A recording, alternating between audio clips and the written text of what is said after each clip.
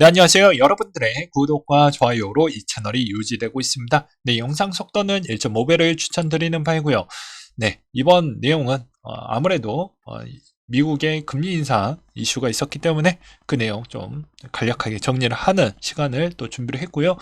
그 뒤로는 여러 이더리움 소식, 홍콩계 관련 소식 이렇게 또 준비를 해봤습니다. 일단 비트코인 도미넌스 여전히 점차적으로 조금씩 올라가고 있는데요. 반감기 때마다 약간씩 도미넌스가 올라갔던 때가 있었기 때문에 그런 시점으로 좀 보시면 더욱더 도움이 많이 될 것 같긴 합니다. 그렇기 때문에 이번에도 좀 유심하게 볼 필요성이 있을 것 같고요. 최근의 동향은 이더의 도미넌스가 서서히 조금씩 좀 빠져나가고 있는 모습을 보여주고 있기 때문에 이런 것도 유심히 잘 챙겨봐야 되겠죠. 그래서 오히려 비트코인이 생각보다 조정이 조금 덜하고 오히려 이더리움은 이제는 상하이 업그레이드가 조금 더 가까워지는 시점 대비부터는 도미넌스 움직임이 이제 조금씩 변화를 주려고 하는 것 같다라는 생각이 들기도 했습니다. 또한 이번에 나스닥 기술주도 어느 정도 선방을 또 보여주기도 했었는데요. 이번에는 엔비디아가 생각보다 실적이 잘 나왔고 AI 쪽에 따른 이야기를 또 많이 나와 줌으로써 가격대가 방어가 됐습니다. 그래서 장중에 한때 9% 넘게 올라가기도 함으로써 전체 기술주 중심에 있는 방어가 오히려 금리 인상에 따른 시그널에 대해서도 강력하게 방어해 주었고 오히려 비트코인도 그 시점에 맞춰 가지고 오히려 또 그렇게까지 또 밀리지도 않았습니다. 그 다음 유럽에 있는 내용의 금리 인상 내용을 좀 본다라고 하면요. 여전히 22 총재에 따른 생각은 변화가 없습니다. 3월달까지 50bp를 계속 유지를 하고 있는 시장이고요. 그리고 22 금리 전망도 1% 상향 조정을 할 것 같다라는 골드만삭스에 따른 의견도 나와주기도 했습니다. 그래서 아무래도 최종금리가 3.5% 정도가 되지 않겠냐라는 내용인데요. 이게 왜 코인과 관계가 있냐? 미국 금리만 보면 되는 거 아니냐? 아니죠. 전 세계에 있는 선진국에 있는 국가의 금리가 어느 위치에서 멈출 거냐, 최종금리가 어느 위치에 멈출 거냐에 따라서 나중에 금리 인상에 있는 폭이 커지면 커질수록 그만큼 파급력이 클 것이기 때문입니다. 왜냐? 미국만 금리 인하를 하는 것도 파급력이 큰데 비슷한 시점에서 똑같이 나머지 있는 국가들도 거의 비슷하게 금리 인하를 할 것으로 보여진다고 하면 당연히 그 해당에 있는 총 통화량이 늘어나는 구도이기 때문에 상당히 시너지 효과가 크다라고 볼 수가 있겠죠. 그 다음에 톰리, 긍정의 거의 아이콘이라고 볼 수 있는 분인데요. 연초 증시가 좋은 모습을 보여주었고 3월 초 정도 때는 약간 쉬어가지 않겠냐. 인플레 둔화가 연준의 덜 지표에 의존적으로 결과적으로는 주식 채권 모두 감소할 것으로 보여진다. 변동성 감소는 아무래도 위험자산에 좋은 영향을 끼치지 않겠냐라는 의견이 있기도 했었고요. 그 다음에 이제 FOMC 의사록 내용이 원래는 50bp도 할 수도 있다라는 그런 블러핑을 엄청 많이 했었죠. 근데 결과론적으로는 지금 의사록 공개가 되었을 때 대부분 25bp 이야기가 거의 다 많이 나와서 시장의 안도감으로 인해서 그렇게 하락폭이 좀 덜해졌다라고 볼 수가 있겠고요. 그 다음에 생각보다 또 고용시장이 매우 강세였다라는 점을 또 꼬집기도 했습니다. 그래서 아무래도 아직까지는 충분치 하지 않는다라는 이야기를 계속 보여주고 있는 실정이고요. 해당의 CPI 물가 부분도 여전히 천천히 내려가고 있는 부분인데 계속 내려갈 것입니다. 예. 점차적으로 더 내려갈 거예요. 그래서 아마 CPI 또 발표를 하게 되면 그때마다 조정이 나왔던 건 계속 상쇄되면서 방어가 될 것으로 저는 그렇게 기대를 하고 있는 실정입니다. 반면에 이제 그런 형태가 계속 보여줄 것이기 때문에 아무래도 시장의 충격은 좀 덜하고 이제 장기전으로 좀 준비하는 액션으로 FOMC는 좀 바뀔 것 같습니다. 그렇기 때문에 아무래도 과거에 연준들에 따른 생각에 5.5 를 좀 보고 있기 때문에 아마 6월까지는 이렇게 가늘고 길게 그리고 올해도 거의 금리 인하 거의 없이 갈 확률이 더더더 높아진다라고 볼 수가 있겠죠. 즉 3월 달에 25bp까지만 하면 아무래도 5월 달에 또 있고 6월 달에도 있는데 아마 6%대까지는 힘듭니다. 왜냐하면 QT에 있는 거의 QT를 적용을 하면 금리로 추산을 했었을 때 1.5에서 2% 효과가 나오거든요. 그럼 실질적인 금리 추이는 7.5 이상이 된다라고 볼 수가 있겠죠. 그래서 아마 뭐 누군가는 6%더 외친다라는 이야기가 많이 나올 수도 있겠지만 그렇기에는 좀 쉽지 않는다. 그리고 또 하나금융투자에서 나왔던 보고서의 일부분만 가지고 와봤는데요. 여기서도 이제 자 연령대별에 따른 대체 투자 부분의 관심도라고 되어져 있습니다. 그래서 여기서도 40대가 가장 높고요. 규모 비중도 1억 원 이상 비중이 높고, 그러면 대체 투자에 또 통한 포트폴리오 비중을 보게 되면 가산자산 비중이 그래도 어느 정도는 가장 높다. 어디에서 Z랑 M세대에서 그리고 3천에서 1억 원 정도 투자를 좀 많이 하더라 라는 걸 알 수가 있었고요. 그 다음에 이제 분위기가 워낙 안 좋죠. 금리를 많이 올리고 뭐 생각보다 별로 안 좋다 보니까 웬만하면 이제 가장 안정적인 저축만 좀 해야 되지 않겠냐라는 쪽으로 돈이 많이 몰리고 있는 실정입니다. 그 다음으로 NFT에 따른 가치도 많이 흔들리고 있다 뭐 이렇게 나와주고 있는데 지금 어느 정도는 회복을 해주고 있는 실정이죠. 그래서 국내적인 부분만 보고 이렇게 좀 분석을 했던 것 같고요. 전성기 때는 22년도 1월달에 170억 달러, 그러니까 즉 한 20조 정도가 될 것 같습니다. 근데 지금은 거의 5억 달러 정도밖에 안 된다고 하니까 어마어마하게 줄어들었다고 볼 수가 있겠죠. 그렇지만 지금 꿈틀꿈틀 하면서 다시 올라가고 있고요. 그 다음으로 이번에 또 트론에 또 업데이트된 소식을 또 가지고 와봤는데, 후오비의 새로운 법인을 출범을 하고 이제 홍콩에서 라이선스를 신청한다라고 발표가 나왔습니다. 그리고 여기에서 후오비, 여기에 중국 위안화 고정된 트론 기반 스테이블 코인이 TCNH를 공식 상장을 한다라고 합니다. 그러니까 홍콩이면 홍콩 스테이블 코인도 준비를 같이 하는 모습이 상당히 이상적이었고요. 여기에서도 또 재미난 점은 홍콩 거래소가 이제 공식적으로 했었을 때 스테이블 코인들이 성향도 이제 미국 달러 위주로만 돌아가긴 했지만 홍콩 달러도 물론 이제 미국 달러 혼합체니까 뭐 거의 뭐 비슷하다라고 볼 수는 있겠지만 따로 그냥 스테이블 코인을 또 만들 것인지 이것도 좀 확인을 해볼 필요성이 있을 것 같습니다. 이게 만들어지면 더 많은 자금이 더 쉽게 많이 들어올 수가 있어요. 그렇기 때문에 이런 것도 좀 잘 보시길 바라겠고요. 그 다음에 미 연방법원 NBA 탑샷 NFT 시리즈 유가증권으로 좀 간주를 한다라는 내용도 있기도 했었는데요.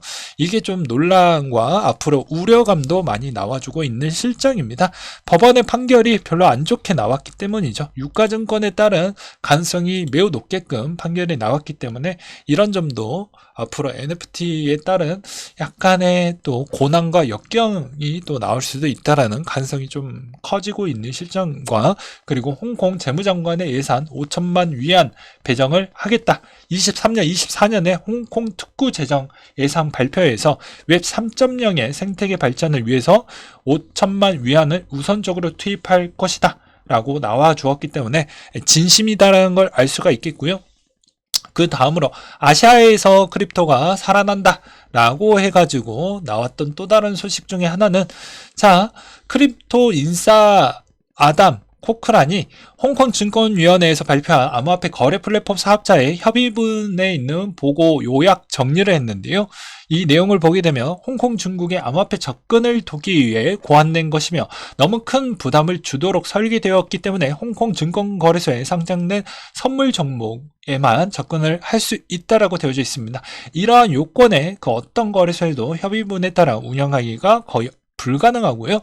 설령 규제 요건을 충족하는 거래소라고 하더라도 기본적 고가의 보험료를 지불을 해야 되고 스테이블 코인을 취급할 수 없고 시장에서 가장 까다로운 KYC, AML을 수행을 해야 된다. 홍콩 법안이 현재 형태로 통과가 된다고 하면 미국, 캐나다, 영국의 거래소 개설하는 것이 더 나을 것이다.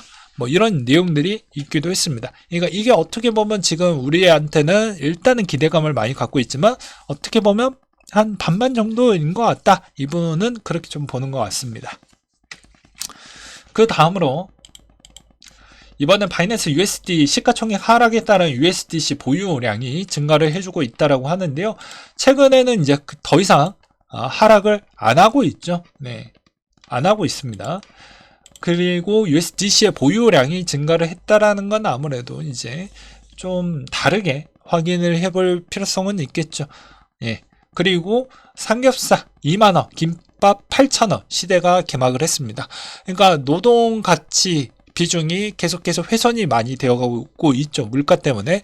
그래서 지금 물가가 계속해서 내려가고 있다라고 하지만 이렇게 내려간 폭이 적어요. 그러면 23년도에 이제 최종 12월 달이 좀 되어야 한 4% 또는 3.5 정도를 보고 있다고 하니까 아무래도 올해까지는 물가 전가율이 상당히 높을 것으로 보여집니다. 한국은 아직은 좀 멀었다라고 볼 수가 있겠죠. 그리고 내년까지도 이어질 수 있기 때문에 이런 것까지도 고려를 한다고 하면 지금이 최종 물가이다라고 보기에는 어려울 것 같습니다. 그러니까 더 절약하는 습관과 그런 거를 좀 키워야 되겠죠. 우리는 더욱더 공격적으로 투자에 임해야 된다는 생각도 들기도 하고요. 그 다음으로 4년 주기 비트코인 패턴, 이번에 두 번째 차트와 다른 점은 현재 200일선에서 머물고 있다라는 점이 좀 특이점이라고 볼 수가 있게 되겠는데요. 이게 무슨 차이를 볼 수가 있냐면요. 대부분 이 200일선 또는 240일선 또는 뭐 300일선 이렇게 끊어서 보시는 분들이 있는데 기술적으로 보았을 때 저 같은 경우에는 241선 기준으로 일단 보긴 합니다. 근데 대부분 이 패턴에서 이 위에서 놀고 있다는 건 강하게 올라올 수 있을 만한 힘에 있는 여력이 좀 크다라는 거예요. 근데 이 밑에 있다라는 거는 그만큼 화력이 그 다음 추세가 온다라고 해도 그렇게 화력이 크게 나오진 않습니다. 조금 더 시간이 필요하다라는 신호로 보시면 좀 도움이 될 것 같습니다. 그 다음으로 앨런 머스크가 또 이상한 트윗을 또 남긴과 동시에 도지가 또 꿈틀꿈틀했다라는 것인데 이 해석이 무슨 부분을 의미를 하는지 저도 잘 모르겠고요. 아시는 분은 댓글로 남겨주시기 바라겠습니다. 유니스왑 ERC20 토큰 NFT 구매 지원 부분을 하고 있고요. 요즘에는 레이어 스왑 부분도 지원을 해주고 있는 실정으로 알고 있습니다. 그 다음에 이더리움 도미넌스 하락 추세 부분 아까 이야기를 했으니 넘어가도록 하겠고요. 폴리곤 1시간 이상 문제가 좀 있었다고 합니다. 블록체인을 안 했다는 거 이거 뭐 그냥 일반적인 이슈였기 때문에 그냥 넘어가도록 하겠고요. 매번 있는 일이니까요.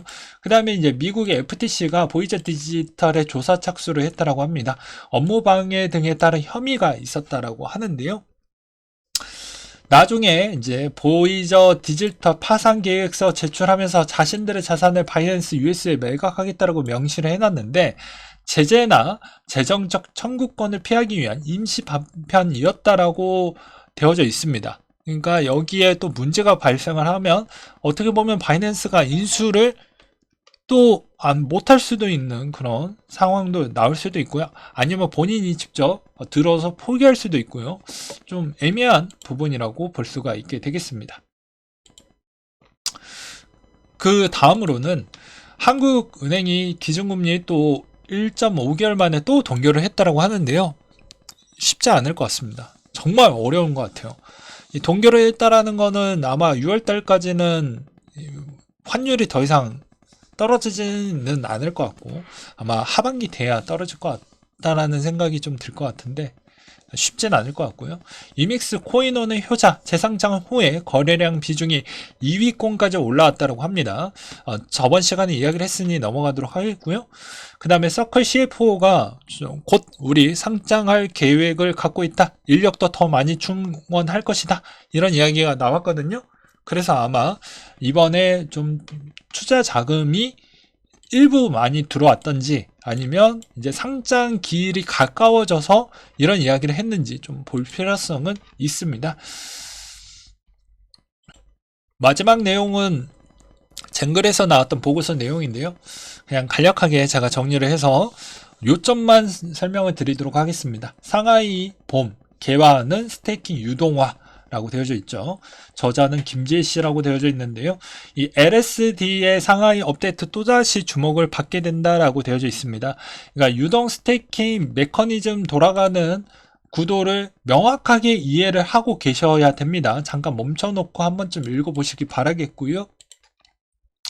여기서 포인트는 이제 쟁글에서 XDPI 대 LSD 시가총액 평균 추이의 비교가 있었는데 DPI 인덱스 대비가 생각보다 이번에 좀 많이 올라왔죠. 물론 이제 여러 가지 문제점도 같이 있기도 했습니다.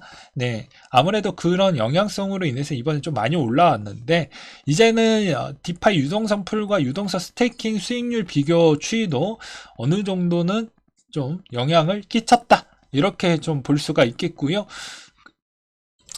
가장 핵심적인 내용은 이 부분이 될 것 같습니다. 앞으로 이더리움 스테이킹 전쟁이 일어날 것 같다. 무슨 말이냐? 점유율 전쟁이라는 거예요. 스테이킹, 유동성 스테이킹의 점유율 현황을 보게 되면 이렇게 이제 리퀴드 스테이킹 비중, 스테이킹 풀, CEX 이렇게 이제 점유율 비중이 있는데 이 리퀴드 스테이킹 비중에 따른 전쟁비가 생각보다 꽤 셀 거라고 이렇게 써져 있습니다. 그래서 앞으로 이게 다양성 있게 풀 제공이 과거에는 좀 한정이 되어져 있었는데 이제 21년도 때 아베, 컴파운드, 메이코다오 등등 말고 이제 나머지 코인베이스에서도 이런 풀들이 더 많아졌기 때문에 선택지가 많아졌기 때문에 아무래도 이쪽에서 이제 점유율 싸움이 치열할 것으로 보여진다. 그래서 여기에서도 누군가는 또 강자가 될 거고 누군가는 패자가 될 것이기 때문에 앞으로 누가 더 많이 성장을 보여줄 거고 우리에게 더욱더 인센티브나 그런 보상 부분도 더욱더 기대감을 키울 수 있을 만한 그런 것도 준비를 할 수가 있기 때문에 유심하게 보면서 가볼 필요성도 있겠죠. 그래서 어떻게 보면 우리한테는 나쁠 거 없고 이런 현상은 아무래도 또 어떻게 보면 스테이킹을 더욱더 할 수 있는 매력으로 가져갈 수가 있기 때문에 어떻게 보면은 이더리움에게도 상당히 좋은 효과가 나올 수 있다. 이렇게 저는 생각이 들더라고요. 그래서 앞으로 라이더도 그만큼 많이 인기도가 높아졌는데 여기에서 일단 중심권은 이 성장 부분에 있어서 그만큼 이 이더리움 점유율 변화가 단기보다는 중기, 장기에 누가 살아남고 그쪽이 자리가 잡히게 되면 그 평가가 상당히 갈릴 것으로 보여진다. 이렇게 보는 게 바람직할 것 같습니다. 오늘 내용 여기까지 준비를 했고요. 이상으로 마치도록 하겠습니다.